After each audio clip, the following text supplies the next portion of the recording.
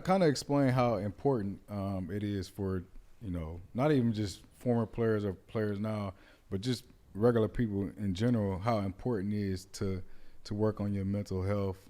Like you said, you see a lot of guys who deal with depression, anxiety, all of those things. And just like myself, I know you get your help. Just kind of break that down, man, because it's critical. It's critical. I mean, you see certain situations right out in public where guys, and that they're going through something. Yeah. And I know they're going through something because I was there. I went through it. I currently go through certain things, right? I mean, no life is going to be perfect. No life is going to be pretty. But it's so important because, to have somebody that you can go and talk to about something that you're going through that you may necessarily not feel comfortable talking to your wife about or a good friend about, because sometimes things could kind of be embarrassing, right? Or you feel like they're embarrassing. But little do you know, the same person that you're scared to talk to is going through the exact same thing that you're going through. But it's tough because you see it on a regular basis. You deal with it on a regular basis. But the thing is, we made the conscious decision to seek help for what we were going through, just to make the daily life better. And you see a lot of guys that don't do that. And it's unfortunate because a lot of guys don't even know where to turn. And they feel like they're the only one that's going through whatever it is that they're going through. Absolutely. But it's not the case. Well, I mean, I think the biggest thing is, as men, we're taught to be tough at all times. You know what I'm saying? So it's hard to say, okay, I'm gonna go get help. Right. Because at the same time, you just feel like I'm strong enough, I could deal with it. And for some guys that we know, it's been too late. Right. So people, get y'all help, man. Well, do think what you about need this to do. too. You're pulling the rug away from a structure that's been in place for years. Right. And I've always talked about one of the things, I really pride myself on with my guys here in the mornings. We have our practice times at 4 a.m. We got our game day, which is our meets, where the lights is on and you got to show up, which is what you guys had to do however many times a year. You've got your camaraderie, which is the locker room with the guys. And it's all of a sudden that's pulled from you guys. Right. And on top of it, no one's doing this anymore. So the claps are done and all of that.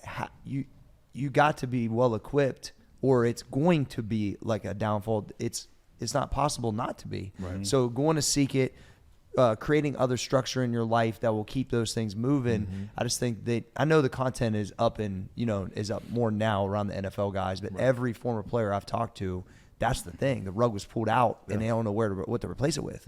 And so it's tough, man. Yeah, for sure. It's so hard. And a lot of people just expect you as a professional athlete, right? This guy was in the NFL. He has made this money. They expect you to have it figured out, which that ain't realistic. I mean, some of the ones that have some of the biggest struggles. So if you really break it down and you look at the numbers standpoint, I mean, you're talking to 23, a lot of guys, by the time they're 25, they're done playing football. What could a 25-year-old possibly tell me right now as I'm about to be 35? I mean, you can't tell me too much about life. So those guys don't have it figured out at that age. And I think a lot of times people overlook that. These are kids. They are kids they're kids with a blank check, right? Or a lottery ticket. And they're left to figure it out because a lot of times, even from a family dynamic, right? You become the leader now because you have the money. Yep. Now people are looking at you as the go-to. Doesn't mean you got the leadership skills, exactly, though. 100%. Doesn't mean you have the leadership skills or even know how to lead. So a lot of guys are, they're coming into the game behind the 8 ball because you're coming from a situation that maybe wasn't the best at home, or maybe it was the best, but then obviously, you get the money, now you're looked at completely differently. Yeah. And now you're left to figure out things at a faster rate.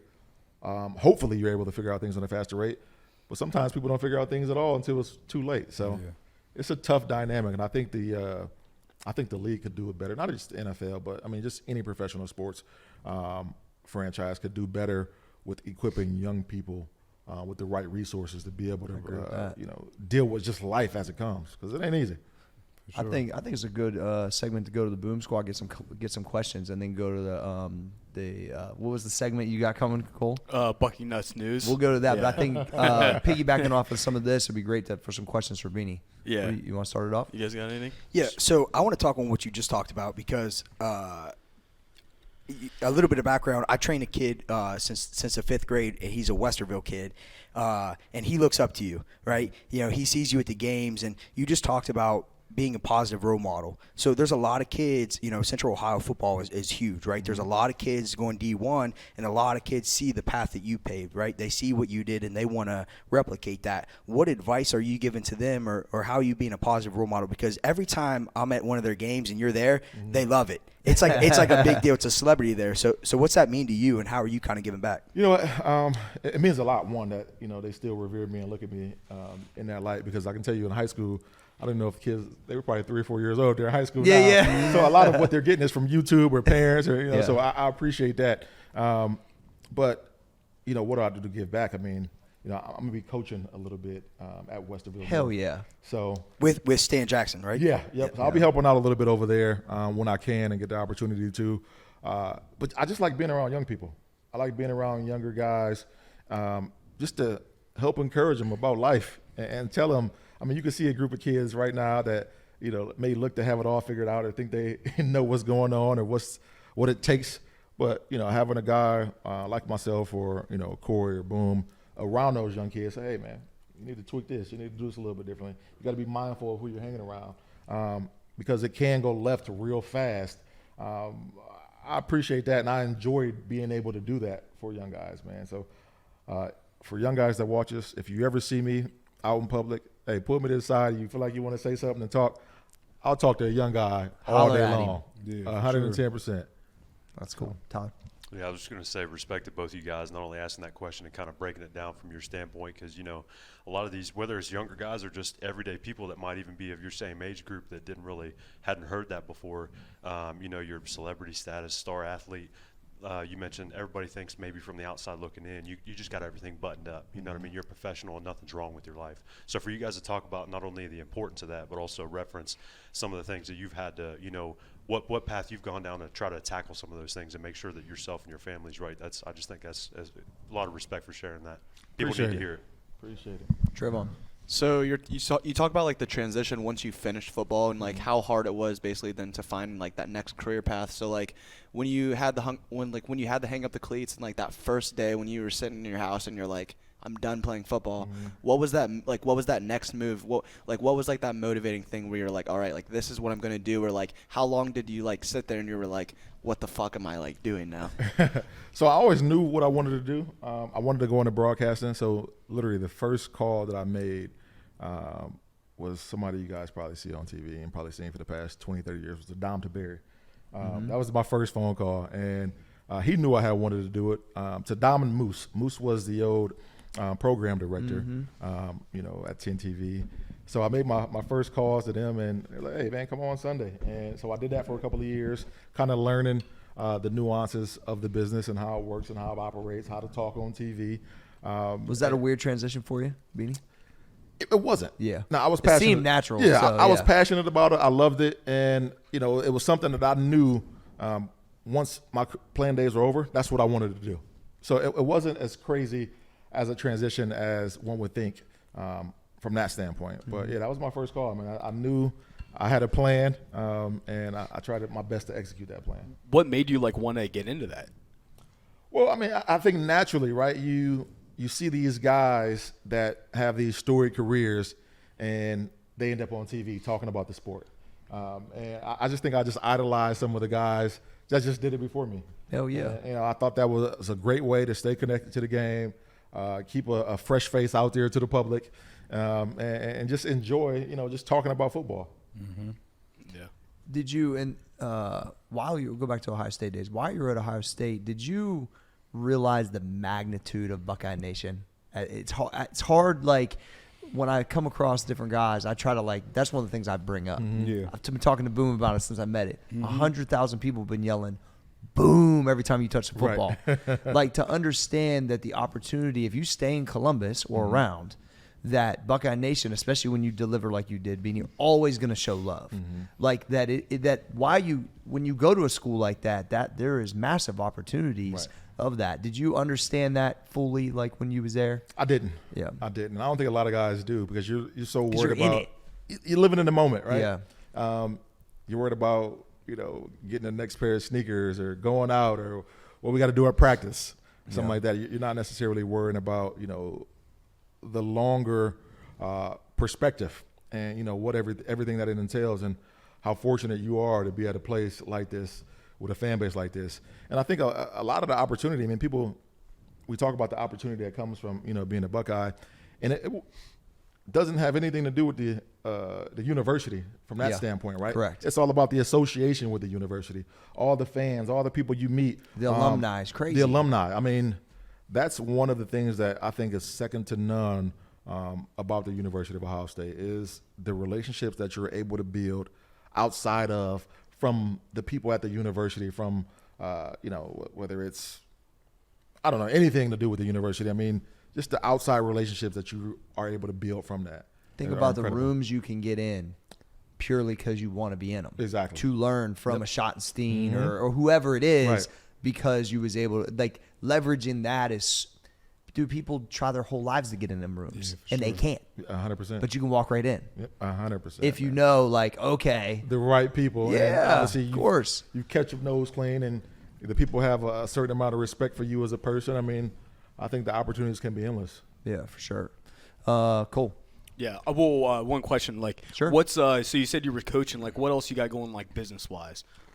I'm a guy that's always close to the vest, right? Because I don't necessarily, put out there. Obviously, I do real estate. That's something that I've done for a number of years. I've been in the restaurant business for some time, trucking industry. So I do a bunch. I call myself a serial entrepreneur. So I'm always figuring out something to get into, whether it's the healthcare industry, something. I got my hands in. It's creating lots of passive income. It sounds No, like. Yeah, I just always been a guy. I've always been super private in that regard. Yeah, right. Nothing wrong with that. But yeah, I do a bunch. All right, sick. You guys One of wanna my go- favorite things Beanie said to me in the gym one time is, I want to be the guy worth X that no one knows. I said, well, I think everybody knows you, so I'll know you. They might not know what X is, though, but that's okay. Yeah. So all right. Oh, wait, you go. You want to go? yeah, all right. So I'm sitting here, right, and you look like a defensive lineman, right? And I'm reading these statistics, right, and it's 4.48 40 in high school. Your high school coach said you're one of the most explosive athletes he's ever seen in his life, right? You come through the hole and you see a linebacker sitting there, and you're like, I run a 4.48 and I'm the biggest dude on the field. And I'm bigger than that guy. What's going through your head? Oh, I'm gonna run through him. I'm gonna run through him. That was my thought process. Or jump over him. Yeah. But I'm gonna try to run through him the first time just because I want him to feel my presence. Yeah. And the second time he's gonna think about it a little more, He and I can gonna run think, around him. So Assert dominance on that motherfucker right the gate. Freak. 100%. Yeah.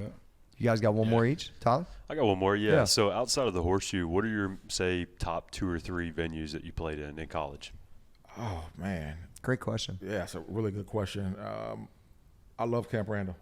I mean, that stadium gets so pumped up when they play that Jump Around song.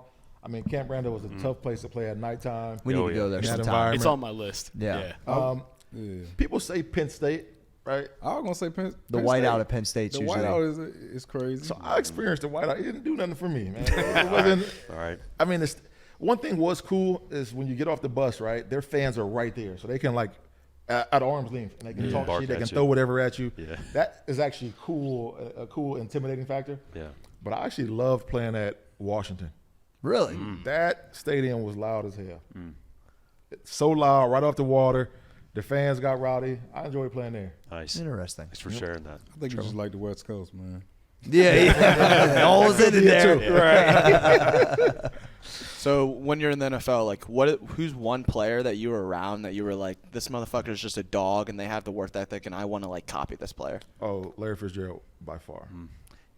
It's like he's like the definition of a pro, Yeah, ain't it? he is. Man, so the start of my rookie year, I get in there, I get to Arizona, and Ohio State had this rule to where we were on a quarter system. So if your quarter wasn't up, you couldn't leave. So when I got drafted, I had to stay behind. And most kids, when they get drafted, they're able to go out there for mini camp, training camp, and all that stuff, or mini camp and OTAs. So I wasn't able to because we were on a quarter system. I wasn't in school at the time, so I went out there. Larry Fitzgerald made me live with him. So I lived with him to start of my rookie year, and watching this dude work there is a reason why he's one of the top 3, 4 greatest receivers of all time. Not just because of his sheer ability, right? Because he works at it day in, day out. Him and Anquan Bolden are probably the 2 hardest working guys I've ever seen in my life. And it's a reason why those 2 guys were great and why they were able to have the success that they had during their careers, because they worked. I'm talking, Larry would catch the ball, whether it's a 2-yard hitch, run 100 yards, run right back and be ready for the next play. And then he's not dropping the ball. No. So that ain't going to happen. I mean, and if he does, he's going to put himself through some crazy-ass shit. So watching the greats be great, that's something that I enjoy, man. I enjoy it with a passion. I mean, Kurt Warner was my quarterback, another great Hall of Famer.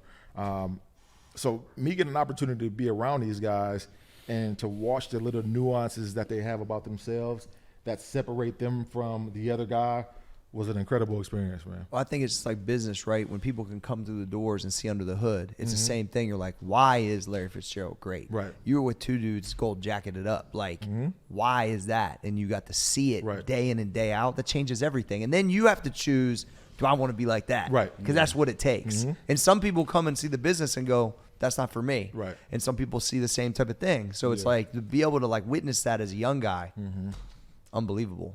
That's crazy. That's good.